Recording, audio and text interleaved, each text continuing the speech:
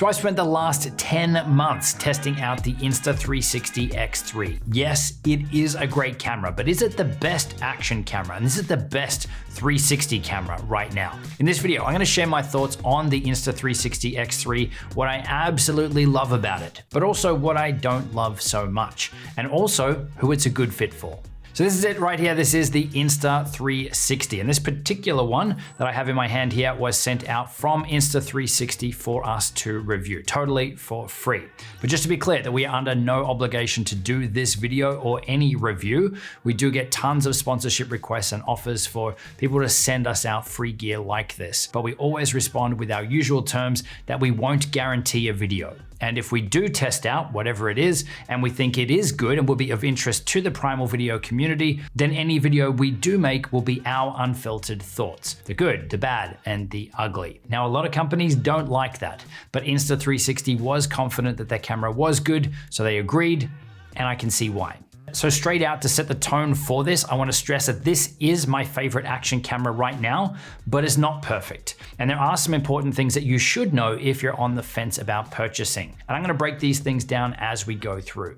So if you're not aware, as the name suggests, this is a 360 camera. So it actually records all the way around, letting you get some really creative shots. So there's two lenses on this thing, and that's how it's able to capture that 360 video. But you can also shoot in single lens mode as well, either the front or the back one. You can manually pick, and then you could essentially use this as if it was a more traditional action camera too. So with the 360 part though, you can use it to create actual 360 content, so videos that are 360, and you can also use it to create regular widescreen or portrait videos too by selecting or reframing your shot after you've created your 360 video. And this is really where the power of this camera comes in. It allows you to not be so worried about trying to capture everything as it's capturing everything for you. And then you can essentially just pick your shot or the bits you want to use afterwards. So the camera itself is actually really easy to use. The interface and everything is really intuitive. It's easy to navigate around and to get everything set up. The video quality is great. It's up to 5.7K resolution in 360 mode and up to 4K 30 frames per second in single lens mode. The image stabilization and anti-shake stuff in here is amazing, like crazy amazing. There's so many different camera modes and shooting modes and different field of views that you can choose from. There's built-in time-lapse modes, hyperlapse, and even a star-lapse mode as well for doing night time lapses with the stars. The battery life is great, and the battery is also removable as well. So if you are going to be shooting for long periods of time, you could get multiple batteries and just swap them out as you go. Very much the same with the video storage as well. It's got micro SD cards, so again, you can swap those out, or you could even run a high capacity card, one with a bunch of storage on there, so that you're not going to run out of space. The big display that's on the camera is great. It makes it so easy to get everything set up and to see what it is when you're actually shooting. And their app and their software experience is fantastic. It's really well designed. It's easy to use and easy to navigate around and find everything. There is a lot of advanced stuff in there too, but it's really not overwhelming. So if you've never done this stuff before, or you are more at the beginner level,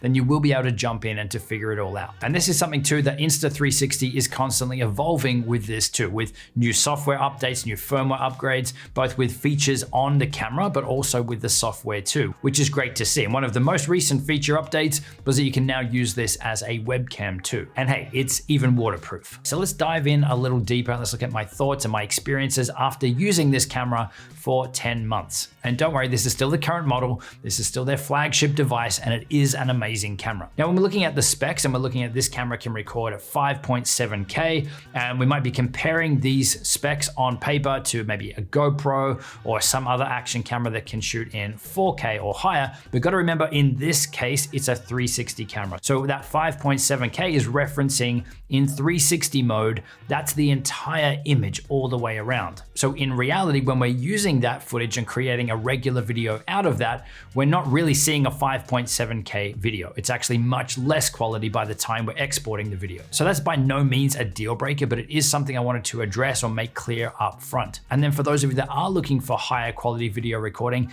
yes, you could enable the single lens mode on this camera that does support 4K at 30 frames per second and essentially use this as you would a regular action camera. But in all my testing, I found that the single lens mode and shooting in 4K, it never looks as good to me as it does when I'm shooting in 360 mode, which is essentially a lower quality image. So this was a big surprise to me, and now I find that I don't use the single lens mode and I'm just gonna use the 360 mode, giving me more flexibility and more creativity when I'm shooting anyway, but also getting a better image out of it. There's also a lot of different camera modes in here as well.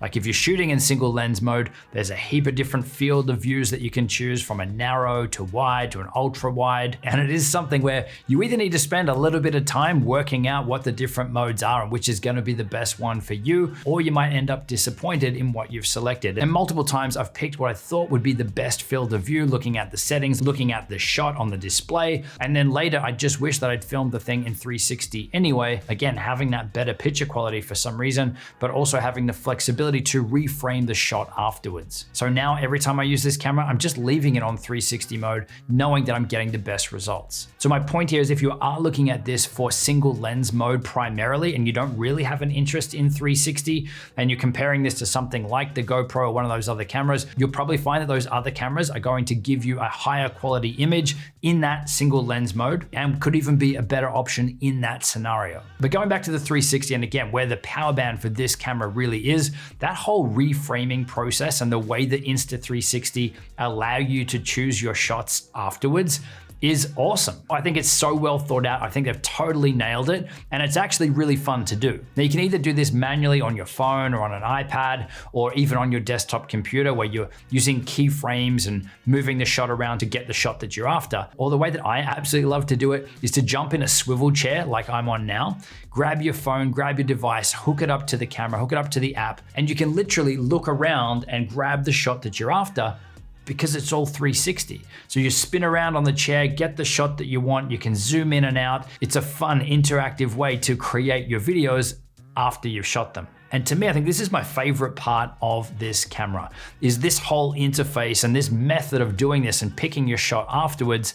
It allows you to be so creative. It allows you to get shots that you couldn't get with a regular camera, and it's really fun to do too. The biggest issue I had with this though, when I first got the camera and was first playing around with it, was that if you did it through the phone and you were picking out the clips this way and saving them out, it would be a much lower quality video that you're saving out. In a more recent upgrade, they fixed this, meaning that you could still follow that same process, spinning around and picking out your shots, and then you could use your computer to still export a higher quality version of what it is you just captured. So that feature that they released afterwards was a huge upgrade in terms of what you could actually create, and at better quality too. So I love that you've got options in here for different workflows, for different types of videos. As I said, you don't need to be sitting on a swivel chair spinning around.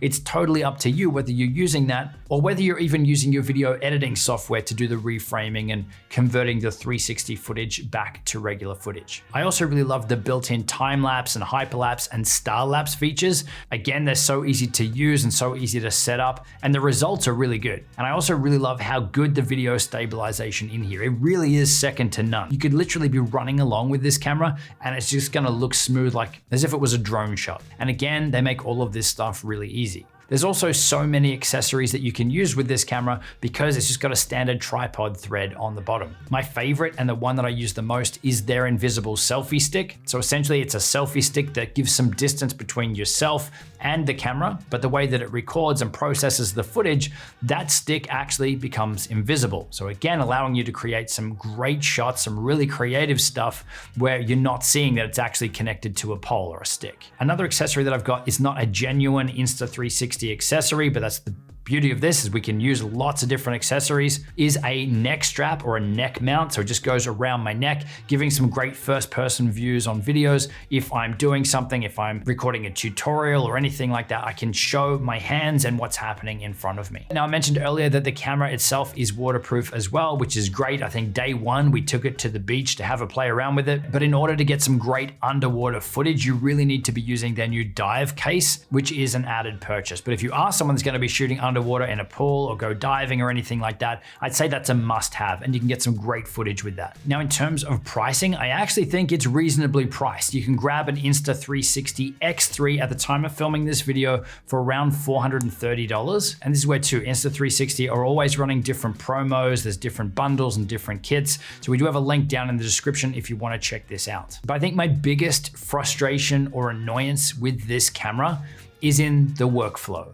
So yes, this is a camera that I carry with me everywhere. It's a camera that, to some degree, I almost like the idea of it more than the process of actually using it. So yes, it's fun to use. And reframing the shots afterwards is fun too. It's great and super creative. But the issue for me is that I find that because there is these extra steps before I can release a video, if I have a quick shot of something creative, I've still got to take it then to my phone or to my computer to process it, to pick the shot afterwards. And it's not a big process, but it is extra steps that can become barriers to you creating content. And I know from other creators that have this camera that have the same thing. Like we start out, we use it a lot, we get all these amazing shots, but there's so much stuff that I've shot with this camera with intentions to post, but because of the extra steps that I need to make that usable, to get it into the right format, to choose the shot, that I just end up not posting it.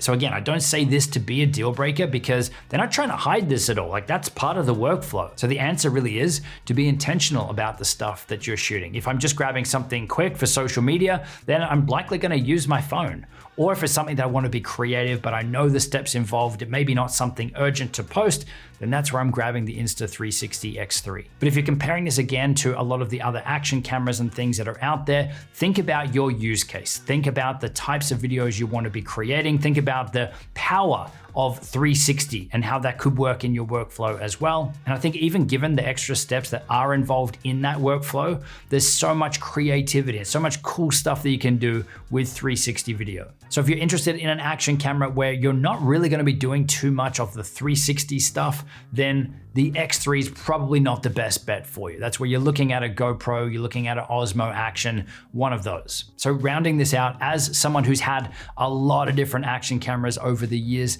this is my favorite action camera. This is the camera I carry everywhere with me, but I am more intentional about what I'm shooting with it, given those extra steps within the workflow. Now, as always, check out the links down in the description box below. We've got a ton of resources down there to help you with your video creation, your video editing, your YouTube growth, but also the monetization side of stuff as well. We've also got some videos linked on screen to help you, and I will see you in the next video.